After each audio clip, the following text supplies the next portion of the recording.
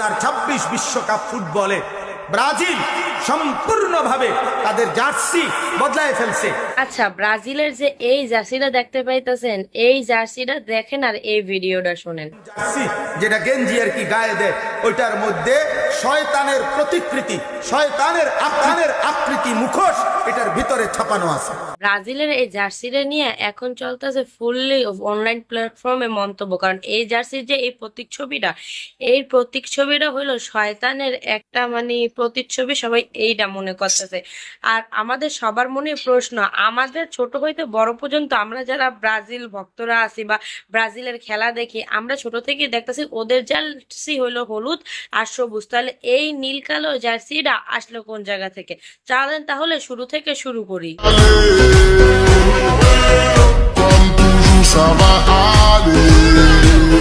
1950 সালে ব্রাজিলের জার্সি ছিল সাদা কালার। সেই সময় জাপানের কাছে তারা হেরে সেই হারটাকে তারা অনেক অশুভ মনে করত, আর সেই হারের নাম ছিল মারাকানা। সেই হারটাকে তারা এতই অশুভ মনে করতো যে তারপর থেকে তারা সাদা জার্সি আর কখনোই ব্যবহার করে নাই। পরবর্তীতে তারা হলুদ, সবুজ, নীল ও সাদা দিয়ে একটি জার্সি তৈরি করে। কিন্তু ফুটবল বিশ্বের নিয়ম, প্রত্যেকটা দলে দুটো করে জার্সি থাকা লাগবে, কারণ অপর দলের জার্সির সাথে যদি কালার ম্যাচ করে যায় তখন তারা বিকল্প ওই জার্সিটি পরবে। এরপরে 1958 সালে বিশ্বকাপ ফাইনাল খেলায় ব্রাজিলের সুইজারল্যান্ডের সাথে খেলা পড়ে, কিন্তু তাদের দুইজনার জার্সি হলুদ কালার হয়ে যাওয়ায় ইনস্ট্যান্ট টসে হেরে যে পাশের এক দোকান থেকে নীল কালারের একটি জার্সি কিনে এনে সাথে ব্রাজিলের লোগো করে তারা ওই বিশ্বকাপটি খেলেছিল এবং জিতে ফিরেছিল। এরপর থেকেই তারা নীল কালারের এই জার্সিটিকে প্রচন্ড শুভ মনে করে এবং তাদের সেকেন্ড জার্সি হিসাবে এই জার্সিটি রেখেছে।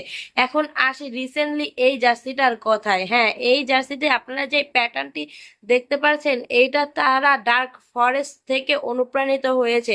আর এই যে এই লোগোটা দেখতে পাইতেছেন, এইটা হলো চিতাবাঘের লোগো, যেটা ডার্ক ফরেস্টে যে সময় প্রচন্ড অন্ধকারে চিতাবাঘ গুলো থাকে তখন কিছুটা দেখতে এরকম লাগে।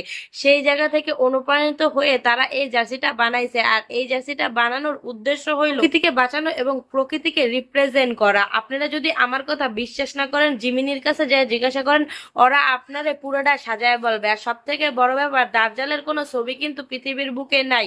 হ্যাঁ, মহানবী সাল্লাল্লাহু আলাইহি সাল্লাম আমাদের কিছু অঙ্গভঙ্গি এবং ইঙ্গিত দিয়ে গেছে যে দাজ্জাল ঠিক এরকমটা হবে। আমরা সেইটাই মনে করে নিজেদের মতো এক একটা প্রতিচ্ছবি বানায় নিছে আর সব জায়গায় এইটাই রিপ্রেজেন্ট করি। হ্যাঁ, বাংলাদেশে টিকটক, ফেসবুক এবং ইউটিউব যে জায়গায় ভিউ ব্যবসায় চলে, আসলেই আমাদের নিজেদেরই সতর্ক হওয়া উচিত। কোনো কিছু পারফেক্টলি না যাই না কোনো বিষয়ে মন্তব্য করা একদমই উচিত না আমাদের। নিঃসন্দেহে তুই ঠিক কথা বলেছিস। এইভাবে যে আমরা একটা বিষয় মন্তব্য করছি আর এইতে যে কত বড় ক্ষতি হচ্ছে নিজেদের, তা আমরা নিজেরাই বুঝতে পারতাছি না। আমরা পুরো একটি দেশকে আমরা না জেনে দাজ্জালের অনুসারে বলছি। আসলে এটা কতটুকু যৌক্তিক যুক্ত, আপনারা নিজেদের বিবেকরে প্রশ্ন করেন তাহলে উত্তরটা পেয়ে যাবেন।